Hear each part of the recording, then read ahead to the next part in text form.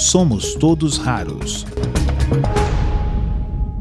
Impressionante, né? A quantidade, até é uma atividade muito ampla, né? Quando a gente escuta a Rosana falar, a gente entende que é algo muito mais amplo, que envolve não só, né, vamos dizer assim, fazer com que o paciente ali ele tenha um nível de autonomia, né? Pelo menos chegar ao máximo dele, né? A sua condição física permite. Algo que também que eu não tinha muita noção, essa relação com equipamentos. Né? Ou seja, é sempre buscar como podemos, né, auxiliar um movimento que aquele paciente é impedido de fazer por uma questão mesmo de saúde, mas como um equipamento pode substituir. E agora você conta para a gente que até nessa batalha do dia a dia, né, em buscar recursos, muitas vezes as políticas públicas até existem no papel, mas que não são colocadas na prática. Não, né, eu não sei se permitir. você reparou, quando ela falou na cadeira motorizada, não é isso que você falou? Isso. Que é óbvio, né? É evidente. Se você analisar bem, quer ver? Mal comparando, quer dizer, uma bicicleta elétrica, ela custa em torno de R$4.000. Acho que é mais ou menos isso daí. Eu acho que uma cadeira dessa, evidentemente, é muito mais cara. Uns 10 mil. Uns R$10.000.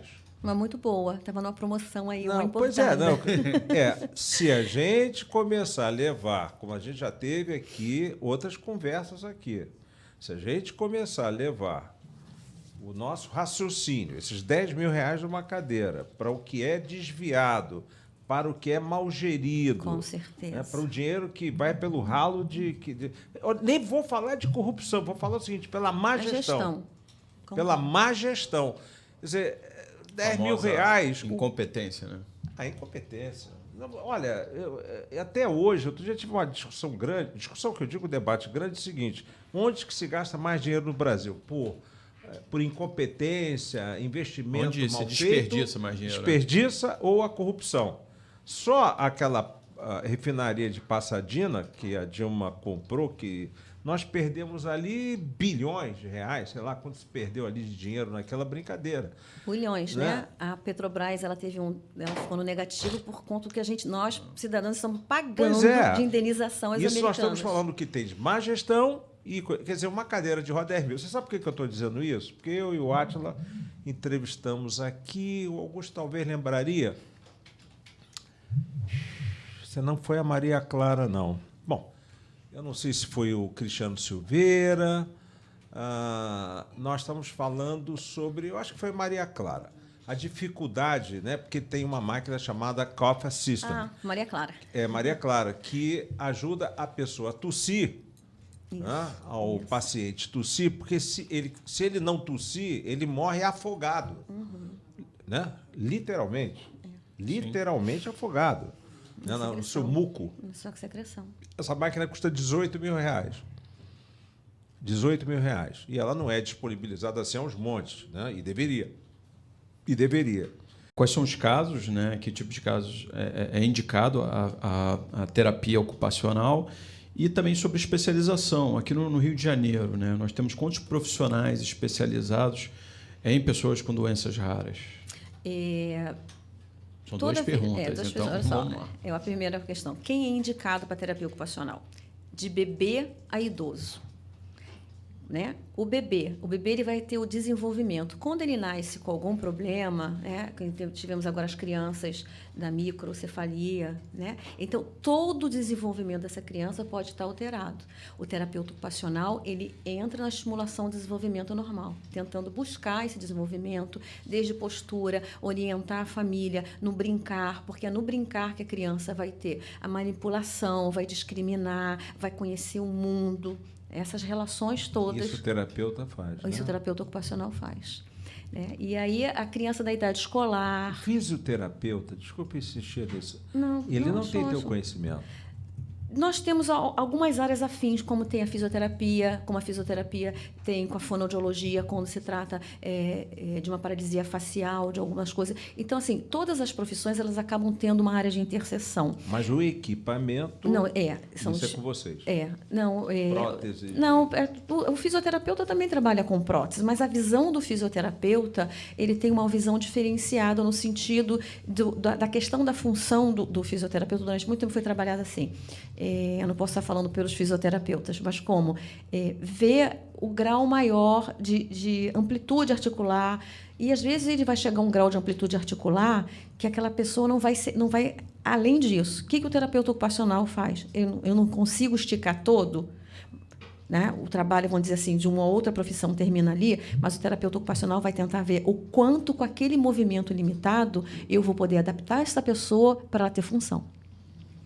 Essa vai ficar uma diferença. Vamos dizer assim, não é muito sutil, sim, mas eu acho que dá para idealizar, mais ou menos, né? O as outras doenças que você raras que você... A mucopolissacaridose, a própria AME, a amiantrofia espinhal, né? Porque toda vez que você tem uma doença em que essa doença vai impactar no desempenho ocupacional, você fala, o que é o desempenho ocupacional? O desempenho ocupacional da criança é brincar, é ir para a escola. Então, se ela tem alguma coisa que vai impedir, alguma coisa física ou mental que vai impedir, vai ser um obstáculo nesse desenvolvimento, desse desempenho ocupacional, entra o terapeuta ocupacional. Sofreu um acidente, eu trabalho durante muitos anos com amputados, com pessoas com AVC. A pessoa com AVC ele tem que aprender também como ele consegue ter independência de usar um único lado, desde ensinar a dar laço antigamente, agora hoje tem sapatos com velcro, mas era até dar laço com a mão esquerda, reaprender a trabalhar a troca de lateralidade, de dominância, para poder escrever com a mão esquerda, se fosse o caso, né? Outro dia eu li que isso também é uma forma de você prevenir, né, o Alzheimer, seria você estimular... Tem a questão da neuroplasticidade. Tem vários estudos hoje da neurociência falando dessa questão da gente usar, como nós somos destros. Foge do automático, né? Como nós somos destros, né? A gente quem é a maioria destro não trabalha muito o hemisfério direito. Então, toda essa potencialidade do hemisfério que vem falando dessa questão. Então, a gente tem desde a psiquiatria também, porque dentro da psiquiatria o desempenho ocupacional da pessoa é também afetado. Eu trabalhei durante quase mais de 2 anos na Polícia Militar. Era um trabalho belíssimo na Polícia Militar, que eu trabalhava com um policial militar usuário de substâncias químicas, que era o Renascer, que não sei se ainda tem, que era no HCPM, era um trabalho belíssimo, era um trabalho que se tentava humanizar, né, essa pessoa, esse ser adoecido muitas vezes. E na época que eu trabalhei, era 93, eu não conhecia a síndrome de burnout. Em 2006, eu fiz um curso aberto que tinha na UERJ de segurança pública, e aí eu me dei conta, quando eu conheci a síndrome de burnout, né, que é a síndrome do estresse laboral, não é uma síndrome de estresse comum, é uma síndrome causada pelo trabalho, e quanto esses policiais tinham essa síndrome. E, às vezes, o uso do álcool era uma forma de se automedicar. O estresse é tão grande que essas pessoas vão buscar uma válvula de escape, né? E seria uma outra com outra. Então, nesse ponto também, o idoso, a questão do envelhecimento, quando tem os déficits cognitivos. Então, a gente tem a questão social, com presos. Parkinson, com presos, com crianças, com infratores, menores infratores. Tinha todo um trabalho, não sei se continua dentro do manicômio judiciário também, do terapeuta ocupacional com essas pessoas. Dedicação, né? Que profissão vocês se dedicam, impressionante isso aí, porque é só barra pesada, né? Não tem nada, né, agradável assim, que se diz assim, não, é só coisa pesada, né? Quer dizer, nós estamos também no SUAS, né? Dentro da assistência social, o terapeuta ocupacional também faz parte de trabalhar todas as questões sociais. Quer dizer, também. Necessariamente a terapia ocupacional não fica restrita apenas a pacientes com problemas de doenças raras ou não. Não. Né? Quer dizer, você tem até o idoso que está com algum problema. Pacientes queimados, tem terapeutas ocupacionais especializados em mão, em queimados, entendeu? Paciente queimado, com câncer. Tem o trabalho na oncologia, né? Então, tem uma gama muito... Você tira cabelo, perde cabelo, tudo acontece. Agora, esse reconhecimento, mas então, assim, existe o reconhecimento, mas se tem no SUAS, é porque existe o reconhecimento público, vamos dizer assim, da importância desse trabalho. Mas e na prática? Na prática, a gente tem, assim, às vezes a gente tem leis. Então, eu estava vindo para cá, estava lendo que eu acho que no Ceará ia ter um serviço que teriam lá 26 vagas e, de repente, as 26 vagas se tornaram 11. Então, há uma carência, sim, de terapeuta ocupacional no serviço público, no Rio de Janeiro, na cidade do Rio de Janeiro, no município do Rio de Janeiro, temos, sim, uma carência de terapeutas ocupacionais. Muitos foram se aposentando, outros saíram, pediram exoneração, que foram para a parte das universidades, se tornaram professores, ou passaram para outros serviços, ou foram fazer outras coisas. E há uma carência muito grande. E uma profissão não substitui outra. Então, às vezes, erroneamente, pensa-se que quando se faz um tratamento numa determinada profissão, essa profissão está suprindo o papel do outro. Não existe isso. Porque senão não existiriam as profissões, né? Uma daria conta de tudo. Realmente, há uma dificuldade de se encontrar terapeuta ocupacional na rede, sim.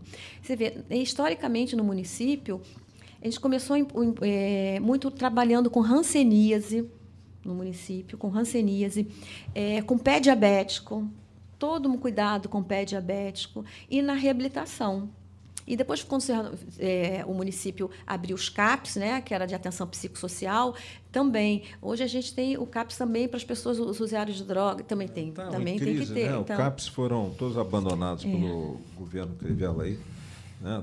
Bom, mas já é uma outra história que não cabe aqui. Eu consegui responder a sua pergunta? Não, claro. Não, só o único ponto é dentro dos profissionais, ou seja, dentro da profissão, existe uma necessidade de especialização quando se trata de pacientes de doenças raras? Olha ou só com toda a bagagem de conhecimento do profissional de terapia ocupacional é suficiente para o profissional dar conta, mesmo que ele nunca tenha trabalhado, né, com paciente de doença rara, ele consegue ou exigiria uma especialidade? Eu parto do princípio seguinte, no pressuposto seguinte, como a gente tem que ver a pessoa e a necessidade da pessoa, mas a gente tem que entender da doença, né, do curso da doença. Por quê? Se eu sei que uma doença degenerativa, eu preciso saber que uma doença degenerativa, então, se eu não posso fazer, minimamente eu tenho que ter algumas noções. Eu não posso ter carga, o que eu não posso fazer? O que é contraindicado? Olha, eu sei que se um menino ele não consegue levantar os braços acima da cabeça, eu tenho que saber desses pais, e você já foi ver a avaliação cardiorrespiratória dele, como é que está? Porque a questão respiratória dessa criança já está comprometida. Então, não dá para a gente... Dá para fazer dá para entender, dá para fazer algumas adaptações, sim, mas se não entender, eu acho que você vai fazer um atendimento a quem? Quer dizer, as razões pelas quais aquilo está acontecendo, né? Ela sabe que todo mundo sabe que a distrofia muscular ela vai ter uma perda dessa função pela essa fraqueza muscular que é progressiva, tá? Mas ela tem que entender além disso, né, todas as outras implicações. Então, assim, não adianta eu dar uma atividade sem saber como é que está a capacidade respiratória, porque mexer com a musculatura, eu preciso de oxigênio. Se está oxigenando mal, eu vou corroborar para piorar com isso. Então, tem que entender, sim. Tem que se entender, tem que se buscar. É por isso que a CADIM, a gente faz anualmente capacitação de profissionais e estudantes. Mas há o interesse por parte dos profissionais se especializar ou, pelo menos, ampliar, né, a sua bagagem de conhecimento? Sim, eu estou vendo isso. E agora tem uma aluna do IFRJ, ela é de Realengo, né? Que a monografia dela, o TCC dela, vai ser em cima de distrofia muscular de Duchenne. Então, olha, assim, ela já está vindo da faculdade já com esse olhar que é necessário estudar, né? Também a gente tem, né, nessa universidade também, lá no Realengo, professores que são de ambulatório, que fazem prescrição de equipamento, que estão junto com a CADIM na prescrição, né? Então a gente vai levar, os meninos vão até a eles na universidade, e a professora com os alunos já está ensinando a mensurar esse equipamento, o que tem que ver da patologia, o que tem que ser prevenido, porque uma cadeira mal prescrita, eu vou concorrer para agravos graves desses meninos. Diz a cadeira motorizada ou a cadeira comum, né? Ou a cadeira comum, porque a forma de sentar, o que acontece? Os meninos, se eu puser uma criança numa cadeira muito grande ou muito pequena, eu vou ajudar nas deformidades dela. Uma cadeira muito grande é pior ainda, porque eles têm a tendência a escorregar, vão sentar de lado, eles já têm problema, eles já vão concorrer para ter uma escoliose. O que é isso? Aquele S na coluna. Sim. Se eles sentarem mal numa cadeira, uma cadeira grande, eles vão sentar para um lado. Então, além de eu provocar o aumento mais precoce dessa escoliose, eu ainda posso fazer deformidade do quadril, esse joelho dele, essa perna que vai ficar errada, o pé que não vai ficar bem apoiado. Então, eu vou concorrer, se eu der qualquer equipamento para esses meninos, a maiores agravos para ele. Eu vou provocar, vamos dizer assim, iatrogenias.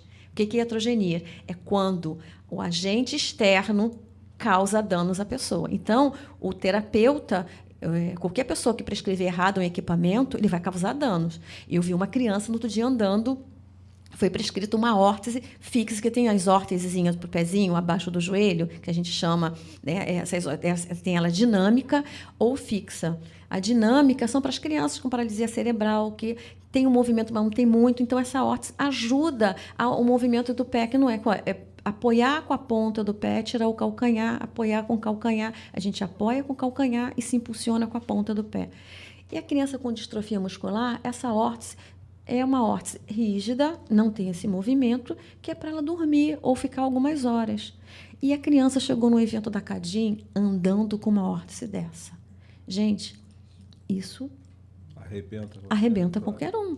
Ele vai fazer um esforço. Tu imagina você parar teu tornozelo e ficar andando de tornozelo rígido sem mexer, sem fazer o movimento do pé? É loucura isso. Loucura. E essa criança estava indo para a escola, passando o dia com essa órtese. Falta total de orientação. De orientação, entendeu? Não foi o profissional terapeuta ocupacional que prescreveu. Mas eu conversei com a mãe, e é uma mãe assim, que ouve tanto a Cadim, confia tanto na gente, que foi a um outro profissional da mesma categoria que prescreveu, quando o profissional falou, não, houve um equívoco, alguma coisa, entendeu? E assim, não adianta a gente achar que a gente sabe fazer. É interessante prescrever, mas se eu não sei da patologia, se eu não sei como se desenvolve essa patologia, eu posso fazer uma indicação equivocada até do uso. A indicação da órtese era certíssima, mas não para marcha.